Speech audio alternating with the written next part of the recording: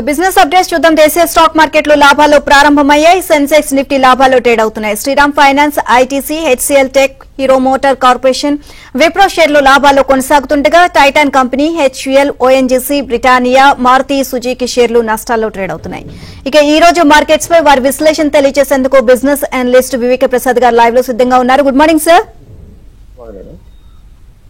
Sir, Indian stock మార్కెట్లకి Iran Israel యుద్ధం ప్రమాదమా లేక ఇంకా ఏదైనా మ్యాక్రో ఫ్యాక్టర్స్ బాగా ఇన్ఫ్లుయెన్స్ చేసే అవకాశం ఉందంటారా?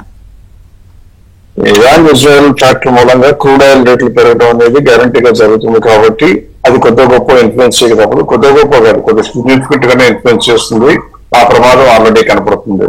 కాకపోతే Iran Iraq conflict, Iran Israel conflict ఉన్నా కూడా ఇంకా మేజర్ వరి ప్రస్తుతం ప్రపంచాన్ని ఇంపాక్ట్ చేస్తుంది. ఏంటంటే ఎప్పుడైతే ప్రపంచ దేశాల్లో అత్యధిక దేశాలు, నిజంగా చెప్పాలంటే బ్రిక్స్ కంట్రీస్ కి దాదాపుగా 160 కంట్రీలు పార్టిసిపేట్ చేయడానికి, సపోర్ట్ చేయడానికి ముందుకు వచ్చినట్టుగా తెలుస్తుంది.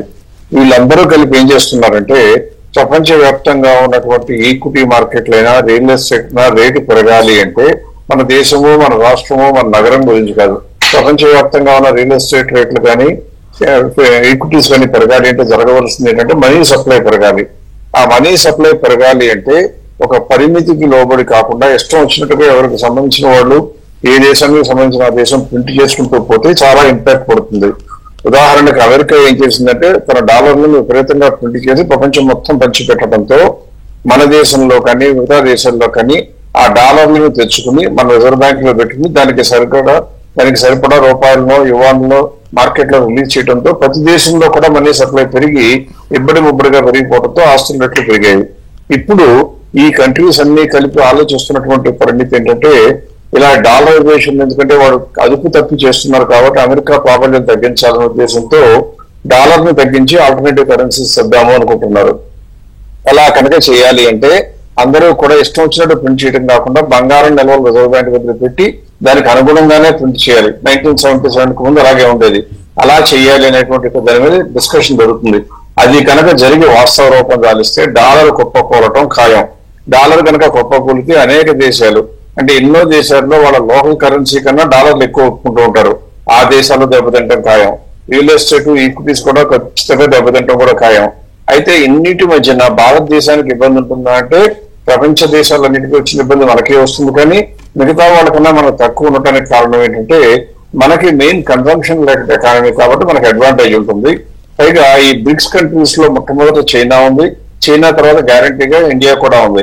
ఉండటానికి రష్యా, బ్రెజిల్, మిగతా సౌత్ ఆఫ్రికా ఉన్నా కానీ ఈ రెండు కంట్రీలకి కూడా చైనాకి, ఇండియాకి చాలా ప్రాముఖ్యత ఉంటుంది. అందువల్ల ఇండియాకు వచ్చే నష్టం టెంపరీగా 100 పాయింట్ ఉంటుంది, కానీ లాంగ్ టర్మ్ లో మాత్రం ఖచ్చితంగా మంచి బెనిఫిట్ జరిగి తీరుతుంది. కాకపోతే ఇదంతా ప్లేఅవుట్ చేయడానికి బహుశా 2 years పట్టొచ్చు. అంటే ఒకవేళ కనుక ఈ యుద్ధం పెరిగి దాని మూలంగా వచ్చే ఇంపాక్ట్ తో పాటు ఈ డీడాలరైజేషన్ కూడా జరగడం అంటూ జరిగితే ఇండియాకి వచ్చే ప్రమాదం షార్ట్ టర్మ్ లో మాత్రం కొద్దిగా సీరియస్ గానే ఉంటుంది, కానీ లాంగ్ టర్మ్ లో జరిగే బెనిఫిట్ చాలా ఎక్కువ.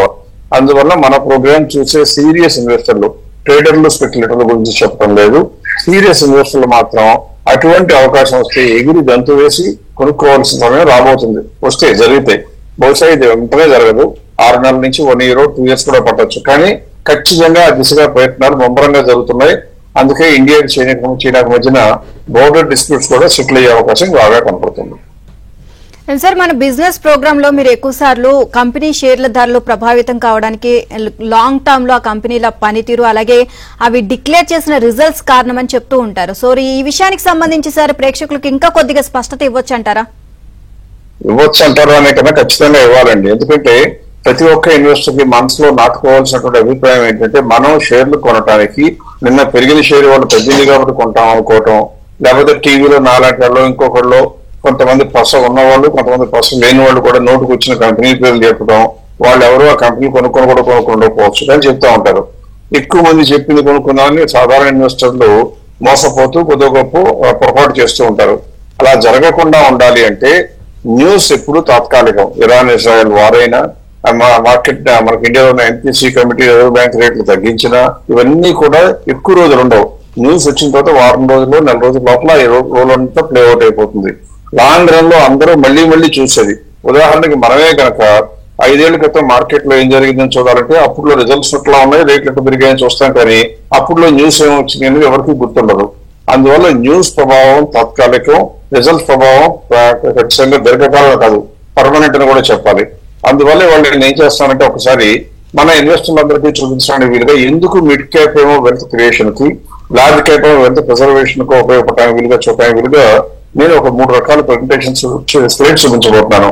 ఇప్పుడు మీరు స్క్రీన్ మీద డేటానే చూస్తుంటే ఇందులో నేను ఏం చేశానంటే మనం ఎప్పుడు కూడా 1000 కోట్ల కన్నా తక్కువ ఉన్న చిన్న చితకా కంపెనీలు కొనుక్కుంటే రిటైల్ ఇన్వెస్టర్స్ కి ప్రమాదం చెప్పం కాబట్టి వదిలేసి 1000 కోట్ల నుంచి 10,000 కోట్లు ఉన్న కంపెనీల్లో ఒకవేళ లాస్ట్ సెప్టెంబర్ నుంచి సెప్టెంబర్ అక్టోబర్ లోకి వచ్చాం కాబట్టి ఈ 12 నెలల కాలం క్రితం 2023 సెప్టెంబర్ లో రిజల్ట్స్ వచ్చినప్పుడు ఏ ఇండస్ట్రీలు మనం మంచివి అని అనుకున్నామో అన్ని కంపెనీలు అంటే ఆ కేటగిరీలో ఉన్న 1000 నుంచి 10,000 కోట్ల ఉన్న మార్కెట్ క్యాప్ లో ఉన్న కంపెనీల్లో ఎన్ని ఉన్నాయో చూసి అందులో ఎన్ని పెరగడానికి అవకాశం ఉన్నాయో చూస్తే పైన మీకు స్క్రీన్ మీద కనపడుతున్నట్టుగా 176 కంపెనీలు ఏమో పెరిగాయి. అది ఎంత పెరిగాయి?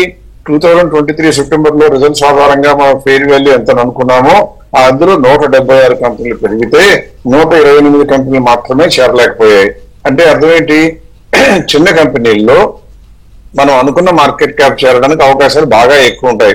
అందుకే 3x2 వంతులు కూడా మనకి జరుగుతున్నట్టుగా కనపడుతోంది. ఇప్పుడు ఏం చేస్తానంటే అలాగే కొద్దిగా పెద్దవి అంటే మార్కెట్ క్యాప్ లో అలా 1000 కోట్ల నుంచి 10,000 కోట్లు కాకుండా 10,000 కోట్ల నుంచి 50,000 కోట్లు కూడా మీకు ప్రజెంట్ చేస్తున్నాను. ఇక్కడ ఇండస్ట్రీస్ చాలా వచ్చాయి, ఎందుకంటే ఎక్కువ కేటగిరీలు ఇండస్ట్రీలో చూసినప్పుడు ఎక్కువ ఉంటాయి. ఇందులో అయితే ఏకంగా 133 కంపెనీలు మనం అనుకున్న ఫెయిర్ వాల్యూని సంవత్సరంలో రీచ్ అయిపోయాయి. అందుకే ఫెయిర్ వాల్యూ ఎంత ఇంపార్టెంటో మీరు గమనించవలసిన అవసరం ఉంది అని చెప్పడం నా ఉద్దేశం. అలాగే సేమ్ టైం 79 కంపెనీలు చేరలేదు. కాబట్టి ఫెయిర్ వాల్యూ చెప్పగానే చేరుతుందా? ప్రతిసారి చేరకపోవచ్చు. కానీ ఎక్కువ కంపెనీలు చేరుతున్నాయి అంటే అర్థం ఏంటి? మన యొక్క పోర్ట్ఫోలియో ప్రైస్ రూపంలో చూసినా కూడా హెల్త్ బాగుంటుంది. అందువల్ల ఇది ప్రజెంట్ చేయడం ముఖ్యం. ఇప్పుడు ఆఖరిగా ఏం చేస్తానంటే ఇంకా పెద్దవి 50,000 కోట్ల కన్నా ఎక్కువ ఉన్న కంపెనీలు ఉన్నాయని చూస్తే ఆటోమేటిక్ గా నెంబర్ ఆఫ్ కంపెనీస్ తగ్గుతాయి కాబట్టి ఇండస్ట్రీస్ కూడా తగ్గుతాయి. ఇలాంటి ఇండస్ట్రీస్ కనుక మనం చూసినట్లయితే ఇందులో 85 కంపెనీలు పెరిగితే 43 మాత్రమే పెరగలేదు. అంటే చిన్న క్యాప్, మిడ్ క్యాప్, అలాగే లార్జ్ క్యాప్ ఏది చూసినా కూడా రిజల్ట్స్ ఆధారంగా రాబోయే రోజుల్లో పెరుగుతున్నాయి. సంవత్సరం టైం ఇస్తే ఎక్కువ సార్లు సక్సెస్ అవడం కూడా కారణం ఉందని తెలుసుకోవడం ప్రతి ఒక్కరి యొక్క ధర్మం, ఇది కూడా. సార్, హర్యానా, జమ్మూ కాశ్మీర్ ఎన్నికల ప్రభావం ఇండియన్ మార్కెట్లపై పడుతుంది అంటున్నారు. సో ఒకవేళ పడితే కనుక ఆ ప్రభావం ఎంతకాలం అంటే ఇంపాక్ట్ చేయొచ్చు అంటారు? వారం రోజులు ఉంటే ఎక్కువ అండి. ఎందుకంటే ఇప్పుడు దాదాపుగా అందరూ మనం ఎక్స్పెక్ట్ చేసిందే ఎవరూ కూడా డ్రమాటిక్ గా రిటర్న్స్ వస్తాయని, వీళ్ళందరూ బ్రహ్మాండంగా పెరుగుతారని మార్కెట్ లో ఎదురే ఉంటుంది, బీజేపీకి బ్రహ్మాండమైన ఫలితాలు వస్తాయని మీరు నేను ఎవరూ ఆశించాల. పైగా ఎగ్జిట్ పోల్స్ ముందే వచ్చాయి కాబట్టి అందులో హర్యానాలోనేమో కాంగ్రెస్ కానీ జమ్మూ అండ్ కాశ్మీర్ లోనే కొద్దిగా ఎడ్జేమో నేషనల్ కాన్ఫరెన్స్ అని చెప్పారు. కాబట్టి దాని మూలంగా వచ్చేటువంటి ఫలితం ఎంత ఉంటుంది అంటే పెద్దగా ఉండదని దాదాపు అందరం చెప్పాం. కాబట్టి ఆ ఫలితాల మూలంగా వచ్చే రిజల్ట్స్ ఏమొస్తుంది? బీజేపీకి బాగాలేదు అంటే ఇక్కడ నుంచి పెరగడానికి కారణం లేదు. కానీ ఇవాళ కొత్తగా తెలిసిందే న్యూస్ కాదు, కొత్తగా తెలియని న్యూస్ మళ్ళీ వేసినంత మాత్రాన దాని యొక్క ప్రభావం మళ్ళీ ప్రజల మనసులోనూ ఇన్వెస్టర్ల మనసులోనూ పడదు. అందువల్ల ఇప్పుడు ఇమ్మీడియట్ గా వచ్చేటువంటి ప్రమాదం గ్యారంటీగా తక్కువ ఉంటుంది. అందువల్ల దాని గురించి ఎక్కువ కంగారు పడే కన్నా కూడా మనం చూడవలసింది ఏంటంటే మార్కెట్లు కొద్దిగా ఆటుపోట్లకు లోనయ్యాయి కాబట్టి, రేట్లు తగ్గుతూ వస్తున్నాయి కాబట్టి, పైగా మనం చాలా క్రూషియల్ పీరియడ్ లో అక్టోబర్ లో మొదటి వారంలో ఉన్నాం కాబట్టి నెక్స్ట్ వీక్ నుంచి రిజల్ట్స్ పరంపర మొదలవుతుంది. కంపెనీ రిజల్ట్స్ వచ్చినప్పుడు మీరు 2 మార్గాలు గుర్తుపెట్టుకోవాలి. ఒకటి, ఇంతకు ముందు క్వార్టర్ల వరకు చూస్తే ట్రైలింగ్ 12 months చూస్తే రిజల్ట్స్ బాగున్న కంపెనీలు ఇప్పుడు రిజల్ట్స్ డిక్లేర్ చేసిన తర్వాత సెప్టెంబర్ తో ఎండ్ అయిన ట్రైలింగ్ 12 months కూడా రిజల్ట్స్ బాగుండి ఇంప్రూవ్మెంట్ కనుకున్నట్లయితే వెంటనే వాటిని తెలుసుకుని మీరు పేపర్ మీద రాసుకోవడం చేయాలి. అలా రాసుకున్నట్లయితే ఇన్వెస్ట్మెంట్ కి ఎలిజిబుల్ కంపెనీలు వస్తాయి. అలా కొద్దిగా కనుక వెయిట్ చేసి 20th వరకు 25th వరకు వెయిట్ చేస్తే సిగ్నిఫికెంట్ నెంబర్ ఆఫ్ కంపెనీస్ వస్తాయి. కాబట్టి ఆ కంపెనీల్లో ఏదైతే పెర్ఫార్మెన్స్ ఇంప్రూవ్ చేసుకున్నాయో, గతంలో కూడా బాగానే ఉన్నాయో చూసుకుని అందులో ఏ కంపెనీలు ఫెయిర్ వాల్యూ కన్నా ఎంత డిస్కౌంట్ లో ఉన్నాయో చూస్తే మీరు మనసు పడితే కనీసం 30% గ్యాప్ ఉంటే ఫెయిర్ వాల్యూ కొనుక్కోవచ్చు. అలా కాకుండా నాకు ఒక కంపెనీ మీద మనసు పడను, నా డబ్బు మీద మనసు పడతాను, నాకు డబ్బు సంపాదించడం చేయం అనుకోవాలి, అది తప్పేం కాదు. అలా అనుకునేటువంటి వ్యక్తులకు లాభాలు సంపాదించే అవకాశాలు ఎక్కువ వస్తాయి. వారికి చేయవలసింది ఏంటి? మనం షార్ట్ లిస్ట్ చేసుకున్న కంపెనీల్లో ఏ కంపెనీ ఫెయిర్ వాల్యూ కన్నా బాగా తక్కువ ఉందో అది మన యొక్క టాప్ లిస్ట్ లోకి వచ్చేట్టుగా అరేంజ్ చేసుకోగలిగితే వచ్చే అవకాశాలు కానీ లాభాలు వచ్చే అవకాశాలు ఎక్కువ ఉంటాయి. ఇదంతా మేమెక్కడ చేస్తామండి అంటే అటువంటి దానికి మాలాంటి వాళ్ళము ఇంకొకళ్ళు రకరకాలు ఉంటారు.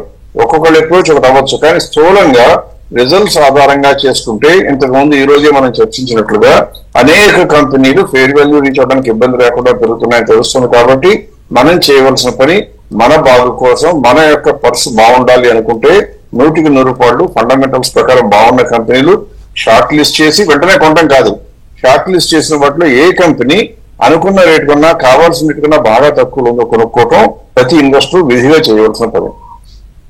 Sir, large cap, mid and small cap మధ్య పోటీ వాతావరణం ఉంటుందని మీరు చెప్పారు ఆల్రెడీ. సో ప్రస్తుతం ఈ రెండింటి మధ్యన ఏవి పైచేయి సాధించవచ్చు అంటారు? అంటే రాబోయే రోజుల్లో ఏది పైచేయి సాధించవచ్చు, ఎందుకు దీనికి రీజన్ చెప్పగలరా?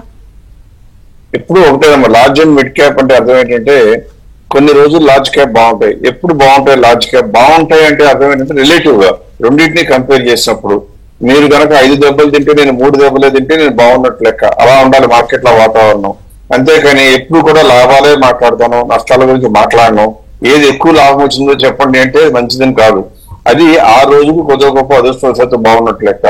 అందువల్ల లార్జ్ క్యాప్ మిడ్ క్యాప్ మధ్యన పోటీ చూడాలి అంటే ఏది ఎక్కువ తగ్గిందో అది బాగున్నట్లు, ఏది ఎక్కువ పెరిగిందో అది బాగున్నట్లు. దానికి రివర్స్ కూడా చెప్పాలి అంటే రేట్లు తగ్గే సమయంలో కనుక లార్జ్ క్యాప్ ఏమో 5% తగ్గి మిడ్ క్యాప్ 10% తగ్గితే అప్పుడు లార్జ్ క్యాప్ బాగున్నట్టు. రెండు నష్టాలే, కానీ ఈ రెండింటి మధ్య చూస్తే లార్జ్ క్యాప్ బాగుందని చెప్పాలి. కానీ అలాగే పెరిగేటప్పుడు మాత్రం లార్జ్ క్యాప్ 15% పెరిగి మిడ్ క్యాప్ 25% పెరిగింది అనుకోండి, అప్పుడు మిడ్ క్యాప్ బాగుందని చెప్పాలి. సో కాబట్టి ఈ రెండు ఇండెక్స్ మధ్యన 1 year పీరియడ్ లో ఉన్న చేంజెస్ కనుక చూసినట్లయితే లాంగ్ రన్ లో ఒకటిగా దాదాపు 20 ఏళ్ల పీరియడ్ చూస్తే 1 సంవత్సరం 2 సంవత్సరాలు మిడ్ క్యాప్ లో బాగా పెర్ఫార్మెన్స్ ఉంటూ ఉంటుంది. ఆ తర్వాత లార్జ్ క్యాప్ బాగుంటుంది, మళ్ళీ ఆ తర్వాత మిడ్ క్యాప్ బాగుంటుంది, మళ్ళీ లార్జ్ క్యాప్ ఉంటుంది. ఇది పరంపర ఎప్పటి నుంచో జరుగుతూ వస్తున్నటువంటి ప్రక్రియ. అందువల్ల మీరు కనుక అసెట్స్ క్రియేట్ చేయాలి అంటే మన ప్రోగ్రామ్ చూసే రిటైల్ ఇన్వెస్టర్స్ అంటే హెచ్ఎన్ఐస్ పెద్దగా ఆసక్తి చూపించకపోవచ్చు ఒక కారణం, రెండోది సమయం ఉండకపోవచ్చు. ఎక్కువ ప్రోగ్రామ్ చూసే రిటైల్ ఇన్వెస్టర్స్ ఎక్కువ మిడ్ క్యాప్ లో స్మాల్ క్యాప్ లో కొంటూ ఉంటారు. మీరు గమనించవలసింది ఏంటంటే ప్రస్తుతం ఉన్న పరిస్థితుల్లో మిడ్ క్యాప్ యొక్క ప్రభావం కొద్దిగా గొప్ప తగ్గబోతున్నది. Already signals కనపడినాయి. అందుకని మీరు ఒకసారి నా గ్రాఫ్ ని కనుక స్క్రీన్ మీద ఉన్న గ్రాఫ్ ని ఒక్కసారి ఫోకస్ చేసి చూసినట్లయితే మీకు అర్థమయ్యేది ఏంటంటే దాదాపుగా 2020 కన్నా ముందు అంటే 2020 ఆగస్ట్ లో మొదలు పెడితే మిడ్ క్యాప్ యొక్క ప్రభావం మొదలైపోయి అది దాదాపుగా 2022 వరకు జరిగింది. ఆ తర్వాత కొద్దిగా మీమాంస లార్జ్ క్యాప్ మిడ్ క్యాప్ పోటీలు పడిన తర్వాత మళ్ళీ చూసినట్లయితే 2023 ఏప్రిల్ వరకు రెండు మధ్యన ఒకే వాతావరణం ఉన్న 23 నుంచి మిడ్ క్యాప్ విపరీతంగా పెరిగాయి. ఎప్పటి వరకు పెరిగాయి? మే 2024 వరకు మిడ్ క్యాప్ లార్జ్ క్యాప్ కన్నా ఎక్కువ రిటర్న్స్ ఇవ్వడంతో ఎక్కువ మంది ఇన్వెస్టర్ల మొఖంలో నమ్మకం నవ్వు రావటం, అలాగే సేమ్ టైం ఓవర్ కాన్ఫిడెన్స్ రావడం కూడా జరిగింది. ఇప్పుడు మళ్ళీ రాబోయే రోజుల్లో ఏం జరగబోతుందో చూస్తే మీరే గ్రాఫ్ మీద చూస్తే ఈ గ్రీన్ కలర్ లైన్ కిందకి దిగుతుంది. ఈ గ్రీన్ కలర్ లైన్ ఏంటంటే ఎంత మేరకు మిడ్ క్యాప్ లార్జ్ క్యాప్ కన్నా బాగా పెర్ఫార్మ్ చేసింది అనే దానికి సూచి. ఇది చూస్తే ఒకప్పుడు దాదాపుగా మనకి 35% ఎక్కువ ఉన్నటువంటి మిడ్ క్యాప్ యొక్క ప్రభంజనం ఇప్పుడు కేవలం 16%కి వచ్చింది. ఈ ట్రెండ్ ని బట్టి చూస్తే మీకు ఏమర్థం అవుతుంది? రాబోయే రోజుల్లో తగ్గక తప్పదు అనిపిస్తుంది. అంటే ఇది ఒకసారి లార్జ్ క్యాప్ ఒకసారి మిడ్ క్యాప్ వస్తాయి కాబట్టి రాబోయే రోజుల్లో ఎట్టి పరిస్థితుల్లో కూడా నా అంచనా ప్రకారం లార్జ్ క్యాప్ వచ్చినంత ఇంపాక్ట్ మిడ్ క్యాప్ ఉండదు. కాబట్టి మీరందరూ మనసుకి కష్టమైన మిడ్ క్యాప్ లో ఉన్న షేర్ లో లాభం వస్తే బుక్ చేసుకుని ప్రస్తుతం ఇటువంటి కొద్దిగా గొప్ప అన్స్టడీ నేచర్ ఉన్నప్పుడు లార్జ్ క్యాప్ లోకి వెళ్ళటం ఖచ్చితంగా కంపల్సరీ. మనం ఆల్రెడీ లాస్ట్ వీక్ లో కూడా ప్రోగ్రామ్ లో కవర్ చేయడం జరిగింది. లార్జ్ క్యాప్ లో ఉన్న షేర్స్ కొనుక్కుంటే మంచిది. దాదాపు 1 నెల 2 నెలలు చెప్తున్నాం మనం. అందులో ఉన్న మంచి షేర్లు కొనుక్కోవడం అంటే ఇంతకు ముందు చెప్పిన ప్రక్రియ ప్రకారం మంచి కంపెనీల్లో కూడా లార్జ్ క్యాప్ షేర్లకి కొద్దిగా మొగ్గు వేయటం మీ యొక్క డబ్బు ప్రాధాన్యత, డబ్బు యొక్క సేఫ్టీకి ఇస్తుంది, లాభాలు కూడా అట్లాగే పెట్టే అవకాశం ఉంటుంది. So my vote at this point of time అని అడిగితే కనుక లార్జ్ క్యాప్ లో గ్రోత్ షేర్లు ఫెయిర్ వాల్యూ కన్నా తక్కువ షేర్లు కొనుక్కోవటం